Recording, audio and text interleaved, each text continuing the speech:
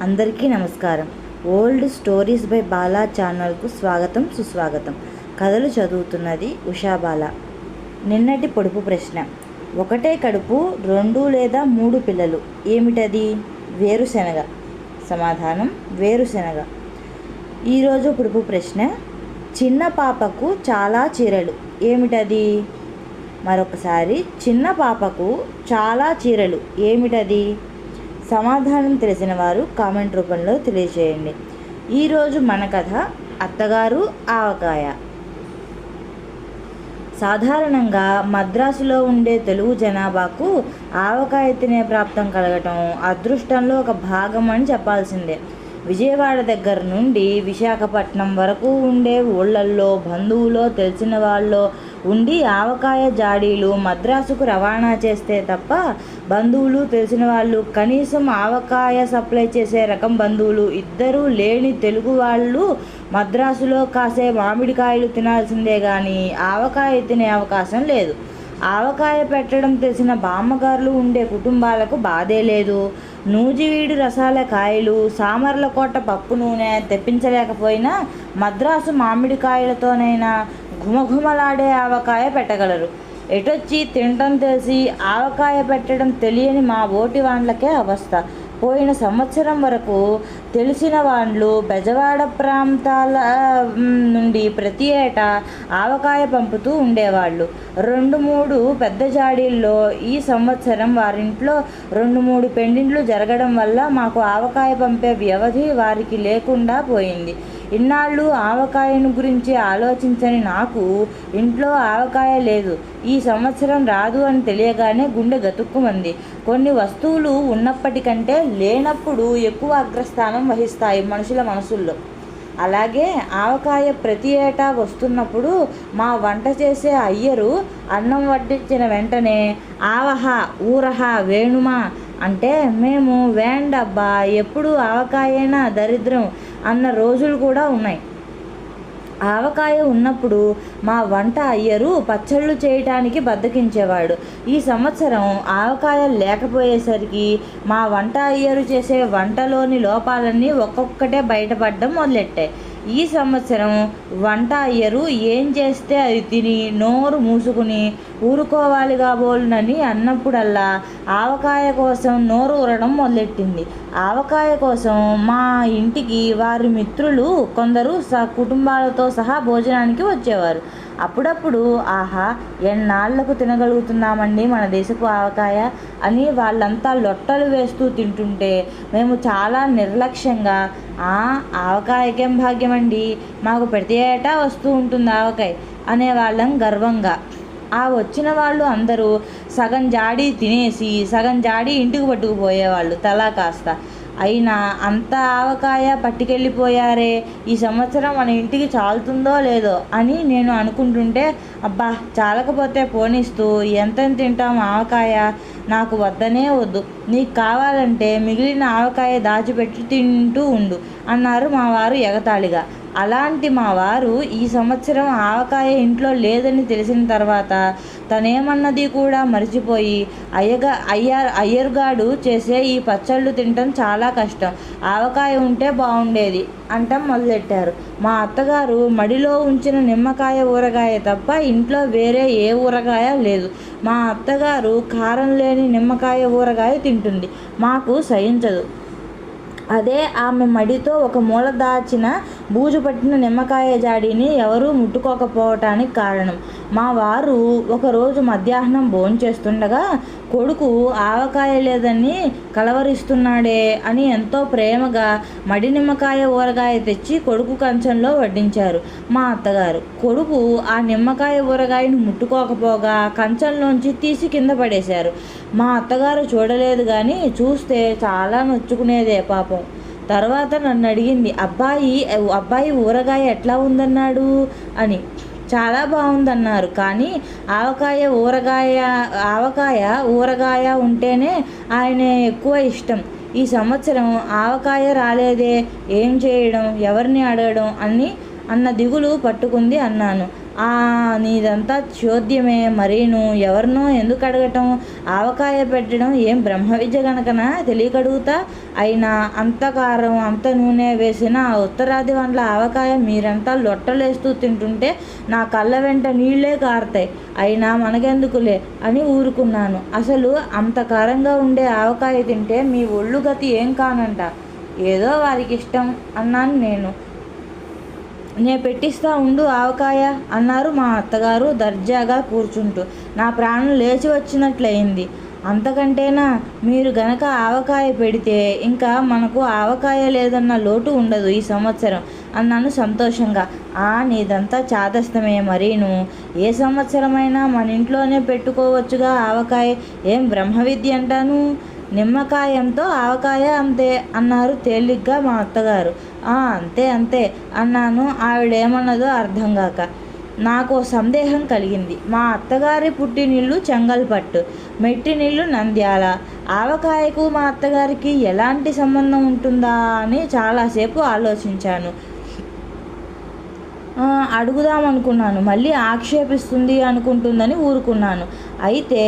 అయితే ఏం వస్తువులు కావాల్సి ఉంటాయి ఆవకాయ వేయడానికి అని అడిగాను. తెల్ల కాగితము పెన్సిలు చేతపుచ్చుకొని ఆవిడ గారి గుమాస్తాలాగా. వెంటనే మా అత్తగారు కాలు మీద కాలు మూతి మీద వేలు వేసుకుని ఒక్క క్షణం ఆలోచించారు. మామిడికాయలు కావాలిగా అన్నాను, మా అత్తగారు ఆలోచనకు అంతరాయం కలిగిస్తూ. అబ్బే ఎందుకే అన్నారు నిర్లక్ష్యంగా చప్పరిస్తూ. నేను తెల్లబోయి ఆమెకేసి చూశాను. 15 ఎకరాల మామిడి తోటలో మనం ఉంటూ లక్షణంగా కాసే మామిడి చెట్లు పెట్టుకుని ఇంకా కాయలు ఎందుకే మనకు అన్నారు చిరునవ్వులు ఒలకబోస్తూ. అయితే మన తోటలోని పండ్లకాయలే వేస్తానంటారా ఆవకాయ అన్నాను. బేషుగ్గా వేయచ్చు. ఆవకాయకు కావాల్సింది మామిడికాయలేగా. ఏ కాయలైతేనేం మన తోటలో దక్షిణం వైపు చెట్లన్నీ భేషైన కాయలు కాస్తాయి. పడమటి వైపు చెట్లు ఎంత కండగల కాయలు అనుకున్నావు? పోయిన సంవత్సరం తోటంతా విరగ కాసాయి కాయలు. మరి 400 ఎక్కువ చెప్పి కౌలుకివ్వవే అంటే విన్నావు కాదు. వాడికి ఎంత లాభం వచ్చిందో తెలుసా? మన తోటవాడు చెప్పాడు. ఈ సంవత్సరము అంతే, వాడికి ఇంకా లాభం వస్తుంది. అట్లా కాసింది తోటంతా. పోనీలేండి, ఏటా కౌలుకు తీసుకునేవాడు 4 డబ్బులు సంపాదించుకొనివ్వండి. పై సంవత్సరం అడగవచ్చు ఎక్కువ డబ్బు అన్నాను. ఇస్తాడు, మళ్ళీ ఏ నష్టమో వచ్చిందంటాడు. అందుకే ఇప్పుడు ఆవకాయ పెట్టబోతున్నానుగా. 5,000 కాయలు అడిగి పుచ్చుకుంటే సరి అన్నారు మా అత్తగారు దిట్టంగా బాసిపట్ట వేసి కూర్చుంటూ. అయితే 5,000 కాయలు ఆవకాయ పెడతానంటారా అన్నాను ఆశ్చర్యంగా. కాకపోతే మీ చెల్లెళ్ళ ఇండ్లకు ఇంకా తెలిసిన వాళ్ళ ఇండ్లకు పంపాల్సి ఉంటుందిగా. కొద్దిగా పెడితే ఏం చాలుతుంది మన ఇంటికి? వాడిని మటుకు 5,000 కాయలు అడగాల్సిందే. డబ్బు తక్కువ ఇచ్చి కాయలు ఇవ్వకపోతే ఎట్లా అన్నారు కౌలువాడి మీద కత్తి కట్టిన మా అత్తగారు. 5,000 కాయలు వాడివ్వడేమో, మామూలుగా వాడివ్వాల్సిన కాయలు 1000. నేను 500 కాయలు చాలన్నాను.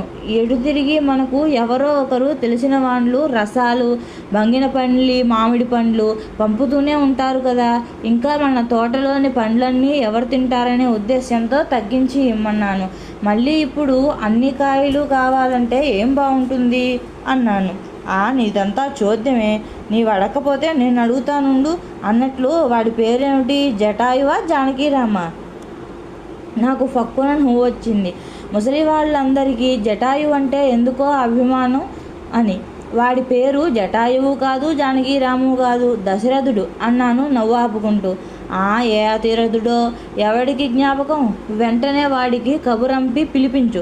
వాడి చేత 5,000 కాయలు కక్కిస్తాను. 15 ఎకరాల మామిడి తోట కౌలుకు తీసుకుని తక్కువ డబ్బిచ్చి దగా చేసేదే కాకుండా మామూలుగా మనకిచ్చే మామిడికాయలు కూడా తక్కువ ఇస్తే ఎట్లా అన్నారు మా అత్తగారు పాయింట్ దొరికిన ప్లీడర్ గారికి. మళ్ళీ ఒక్క మామిడికాయతోనే ఆవకాయ కాదుగా, నూనె కావద్దు అన్నాను. ఎందుకు అన్నారు. ఎందుకేమిటి, ఆవకాయలో నూనె వేయరు అన్నాను ఆశ్చర్యపోతూ. వేస్తారు సరేనే, నూనె కొనటం ఎందుకంట? మన తామ్రం చేలో పండిన నువ్వులు 8 బస్తాలు ఏమయ్యేట్టు? మన ఇంటికి సంవత్సరానికి 6 బస్తాల నువ్వుల నూనె చాలు. పై 2 బస్తాల నూనె వంటవాడు పొయ్యిలోనే పోస్తున్నాడు. ఆ నూనె మీరు ఆవకాయలో పోస్తానంటారు.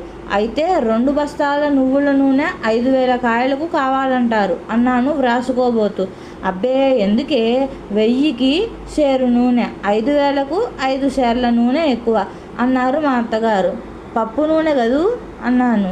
ఏం పప్పు కందిపప్పు ఎందుకే, నీదంతా చాదస్తం, ఇంట్లో ఉండే నూనె చాలు. మొన్న ఆడించిన 6 షేర్ల నూనె అలాగే ఉందిగా, అసలు నూనె ఎక్కువ వేస్తే మాకు సహించదు అన్నారు మా అత్తగారు. ఆవకాయ అజాపజా తెలియని నేను మా అత్తగారు చెప్పినవన్నీ భక్తితో లిస్టు వ్రాసుకోవటం మొదలెట్టాను. మధ్య మధ్య తెలిసి తెలియని సందేహాలను ఒకవైపు నెడుతూ ఆవకాయ విషయంలో పూర్తిగా మా అత్తగారి మీద ఆధారపడదలుచుకున్నాను. మరి కారం అన్నాను. అది అంతే, మన చేలో పండిన మిరపకాయలు 5 బస్తాలు స్టోర్ రూమ్లో మూలుగుతున్నాయి. 1 బస్తా మాత్రం వాడుకు బయట ఉంచాను. అయితే మిగతా 4 బస్తాల మిరపకాయల కారం 5,000 కాయలకు వేస్తానంటారా అన్నాను ఆశ్చర్యంగా. ఇంకా నయ్యం, అయ్యో పిచ్చిపిల్ల అంటూ మా అత్తగారు తన ఏనుగు దంతాల్లాంటి 2 కూరల బోసినోటితో విరగబడి నవ్వారు. మరి ఎంత కారం కావాలంటారు, కొట్టించాలిగా కారం అన్నాను. ఎందుకే నీదంతా సింగినాదం, మరీను కారం కొట్టించడం మా తాతల నాడే లేదు, ఇప్పుడెందుకే, మిషనుకు వేయిస్తే సరి, 1 వీసకాయలు చాలు, మాకసలు కారం సహించదన్నానుగా. మరి వీసకాయల కారము 5,000 మామిడికాయలకు చాలా అన్నాను ఉండబట్టలేక. చాలకేమొచ్చిందే, ఉత్తరాది వాళ్ళలాగా అంతగారం నేనేనమ్మా, అంతగా చాలకపోతే తర్వాత కాస్త వేసుకోవచ్చులే. మొన్న నేను నిమ్మకాయలకు అసలు కారమే వేయలేదు, చూసావుగా, అయినా నాలిక చుర్రుమంటూనే ఉంది అన్నారు మా అత్తగారు. మధ్యాహ్నం మా వారు పారేసిన నిమ్మకాయ అదేగా అనుకొని మనసులో నవ్వుకున్నాను. అయితే కారం చాలకపోతే తర్వాత వేసుకోవచ్చు అంటారు అన్నాను, కారం చాలదనే సందేహం వదలక. ఓ బేషుగ్గా వేసుకోవచ్చు, నిమ్మకాయకు వేయడంలా ఉప్పు కారం కావాలంటే అంతే, నిమ్మకాయంతో ఆవకాయ అంతే అన్నారు మళ్ళీ. అయితే మరి ఆవపిండో అన్నాను. అన్నీ నేనే అందిస్తూ వస్తున్నాను. ఆవాళ్ళు మాత్రం కొద్దిగా కొనాలి, మిగతా అన్నీ మన ఇంట్లోనే ఉన్నాయి. ఉప్పు పసుపు మెంతి గింతి ఆవపిండి మనకి ఎంత సహిస్తే అంతా వేసుకోవచ్చు. 5,000 కాయలకు 1 సేరు ఆవపిండి చాలని నా అభిప్రాయం, ఎక్కువైతే వేడి చేస్తుంది. నన్ను అడిగితే ఉప్పు ఎంతో కారం అంత, కారం ఎంతో ఆవపిండి అంత, అవన్నీ ఎంతో నూనె అంత, నిమ్మకాయ ఎంతో ఆవకాయ అంతే అని ముగించారు అత్తగారు. ఆవిడ చెప్పినవన్నీ శ్రద్ధగా వ్రాసుకున్నాను కాగితం మీద. అన్నట్లు ఆ కౌలువాడి పేరేమిటో మర్చిపోయాను, వాడిని పిలిపించు, తక్షణం వాడితో మాట్లాడో పోట్లాడో, 5,000 కాయలు తీసుకున్న దాకా నాకు నిద్ర పట్టదు నాకు అంటూ లేచి గోల్కొండ వ్యాపారుల గోచి సరిచేసుకుంటూ వంటింటి వైపు వెళ్ళారు మా అత్తగారు. నేను అత్తగారి ఆజ్ఞానుసారం మామిడి తోట కౌలుకు తీసుకున్న దశరథుడికి కబురు పెట్టాను. దశరథుడు చేతులు కట్టుకుని వినయంగా వచ్చి మా అత్తగారి ముందు నిలబడ్డాడు. నేనుంటే మరీ ఏడ్చిపోతాడని పులి ముందు మేకపిల్లను వదిలిపెట్టినట్లు మా అత్తగారి ముందు దశరథుడిని వదిలి నేను వెళ్ళి వంటింటి ముందు ఉన్న వడ్ల బస్తాల మీద కూర్చున్నాను. మా అత్తగారు హైకోర్టులో వాదించే లాయర్లకు మళ్ళీ దశరథుడితో వాదిస్తోంది. వాడి కాలికేసి మెడకేసి చివరకు 5,000 కాయలు ఇవ్వకపోతే మామిడి తోట విడిచిపెట్టి పొమ్మన్నారామె. ఇచ్చిన అడ్వాన్స్ డబ్బు కావాలంటే తిరిగి ఇచ్చేస్తానని కూడా దబాయించింది. దాంతో నిజంగానే దశరథుడు భయపడిపోయాడు. అయితే అమ్మగారు, 5,000 పండ్లయితే నేను ఇస్తాను, అప్పుడప్పుడు కాయలు ఏం చేసుకుంటారు తల్లి అన్నాడు భయపడుతున్న దశరథుడు. ఆవకాయ వేస్తానురా, ఆవకాయ, అయినా ఏం చేస్తానో నీతో చెప్తే కానీ ఇవ్వవా ఏమి కాయలు అని గద్దించి అడిగారు మా అత్తగారు. అది కాదండి అమ్మగారు, 5,000 పండ్లు వేస్తారా, కాయలుగా కావాలా అని అడిగానండి. ఇప్పటికే బాగా ముదిరి పండబారిపోయాయి కాయలన్నీ అన్నాడు దశరథుడు. ఆ మాట విన్న నా గుండె గతుక్కుమంది. మా అత్తగారు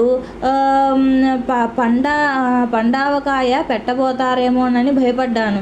ఆ ముదిరి పండబారిన కాయలు పిల్లలు తింటారు, కానీ నువ్వు మాత్రం 5,000 కాయలకు 1 తక్కువ ఇచ్చినా తీసుకోను, జాగ్రత్త అని మా అత్తగారు దశరథుడిని పంపించేశారు. మామూలు కంటే జోరుగా నడుస్తూ వచ్చారు మా అత్తగారు వంటింట్లోకి. ఏమన్నాడు అన్నాను ఏమీ విననట్లు. ఏమంటాడు? కుక్కిన పేనల్లే దక్కిస్తూ ఇస్తాడు. 5,000 కాయలును లేకపోతే తోట విడిచి పొమ్మన్నాను. వచ్చే ఏడు డబ్బు కూడా ఇలాగే దబాయించి తీసుకోవాలి కానీ వాడెంతంటే అంతకు నిక్షేపం లాంటి మామిడి తోట వదులుతారటే అన్నారు సింహలగ్నంలో పుట్టిన మా అత్తగారు. నేను గుడ్లప్ప చెప్పి ఆమెకేసి చూస్తూ ఉండిపోయాను. మర్నాడు తెల్లవారుజామున మా అత్తగారు హడావిడిగా ఇంటిల్లిపాదిని నిద్రలేపారు. వంట చేసే అయ్యరు పక్కింటి నుంచి 2 కత్తులు, ఎదురింటి నుంచి 2 కత్తిపీటలు తెచ్చాడు. ఇంట్లో మూల పారేసిన మొద్దు కత్తులు, తుప్పు పట్టిన కత్తిపీటలు తీసుకుని రణరంగానికి బయలుదేరినట్లు పనివాళ్ళు, నేను, మా అత్తగారు వంటింటి ముందు వసారాలో చేరాం. 5,000 కాయలు పెరటివైపు వరండాలో రాశిగా పోసి ఉన్నాయి. మా అత్తగారు ఆ రాశి చూస్తూనే చాలా కాయలు వచ్చాయే, మనం 5,000గా అడిగింది, భయపడి 10,000 కాయలు కక్కినట్లున్నాడే అన్నారు. వాడు ప్రస్తుతం కక్కింది 5,000 కాయలే అన్నాను నవ్వు ఆపుకుంటూ. మా అత్తగారి ముఖం వెలవెలబోయింది. మొదటి రోజు 200 కాయలు, రెండవ రోజు 300 కాయలు తెగేసరికి 2 కత్తిపీటలు పిళ్ళు విరిగాయి. ఒక కత్తి పూర్తిగా 2 తునకలైంది. 2 కత్తిపీటలు వంగిపోయాయి. మిగతా 4,500 కాయలు పండ్లైపోయాయి. 3వ నాటికి మా అత్తగారి ముఖం నల్లబడిపోయింది. పోనీ ముందు 500 కాయలకు పిండి నూనె వెయ్యండి అన్నాను. అప్పటికే ఆవకాయకు నీళ్లు వదిలేసిన నేను ఉసూరుమంటూ, అంతే చెయ్యాలి, వెధవ పండబారిన కాయలిచ్చి దగా చేశాడు అన్నారు తప్పుకోవడానికి ప్రయత్నించే మా అత్తగారు. వాడేం దగా చేయలేదు, వాడు ముందే చెప్పాడు పండబారాయి కాయలన్నీ అని అన్నాను లోపల నుంచి వచ్చే కోపాన్నంతా మింగుతూ. అదేలే, అయితే ముందు ముక్కలకు కారం, ఉప్పు, పిండి పట్టిస్తాను ఏం అన్నారు మాట మారుస్తూ మా అత్తగారు. మీ ఇష్టం, అలాగే కానివ్వండి అన్నాను నేను నీరసంగా. 500 కాయల ముక్కలే ఒక పెద్ద గంగాళం నిండా వచ్చాయి. ఇంటిలో ఉన్న చిన్న జాడీలు 4 తెచ్చి మా అత్తగారి ముందు పెట్టాను. పిండి నూనె కలపకుండానే ముక్కలన్నీ 4 జాడీలకు పట్టించడం మొదలెట్టారు. ఇంకా సగం ముక్కలు మిగిలిపోయాయి. 4 జాడీలు నిండిపోయాయి. మా అత్తగారు గుడ్లు తేలేశారు. నేను వెంటనే మరో 4 జాడీలు టౌన్ నుంచి తెప్పించి ఆవిడ ముందు ఉంచాను. మిగతా ముక్కలన్నీ కొద్దిగా వచ్చిన 4 జాడీలకు సరిపోయాయి. అయినా 500 కాయలకే 8 జాడీలైతే 5,000 కాయలకు ఎన్ని జాడీలు కావాల్సి వచ్చేదో తలుచుకొని హడలెత్తిపోయాను. 8 జాడీల్లోనూ గుప్పెడు కారము, ఉప్పు, ఆవపిండి వేసి ఒక్కో జాడీకి 2 గరిటెలు నూనె పోసి మూతపెట్టి కృష్ణ అంటూ లేచారు మా అత్తగారు. ఆవకాయ పెట్టడం అయిపోయిందా అన్నాను. ఒక వారం రోజులు ఆ జాడీల వైపు వెళ్లకుండా ఉంటే సరి అన్నారు మా అత్తగారు చేయి కడుక్కుంటూ. ఆవకాయ వేయడం ఇంత సులభమని తెలిస్తే నేనే వేసి ఉండేదాన్నే అనుకున్నాను మనసులో. వారం రోజుల తర్వాత మా ఇంటిలో మా అత్తగారు ఆవకాయ వేశారు కాబట్టి భోజనానికి రావాల్సింది అంటూ మా చెల్లెళ్లకు, తెలిసిన వాళ్లకు కబురు పంపాను. ఆవకాయ కోసం ముఖం వచ్చిన మా చెల్లెళ్ళు, మరదళ్ళు అందరూ పిల్లా జల్లాతో సహా వచ్చేశారు. అంతా భోజనానికి వచ్చి కూర్చున్నారు. మా అత్తగారు వంటింటో హడావిడి పడుతున్నారు. ఆవకాయ కోసం నేను వెళ్ళేసరికి ఏముంది? మూతలు తీసి చూస్తే ఆవకాయ లేదు, మామిడి పండ్లు ముక్కలున్నాయి బూజు పట్టి. మా అత్తగారి ముఖాన, నా ముఖాన కత్తివాటుకు నెత్తురు చుక్కలేదు. కథ కంచికి మనం ఇంటికి. ఈరోజు మన చిట్కా: పురుగు లేదా చీడ పట్టిన మొక్కలకు కానీ పాదులకు కానీ ఇంగువ నీళ్లు పోస్తే చీడలు పోయి చక్కని కాపు కాస్తాయి. ఈ కథ కనుక మీకు నచ్చినట్లయితే నా ఛానల్ని సబ్స్క్రైబ్ చేసుకోండి, లైక్ చేయండి, షేర్ చేయండి. మళ్ళీ మరో మంచి కథతో మళ్ళీ మీ ముందుకు వస్తాను. అంతవరకు నమస్కారం.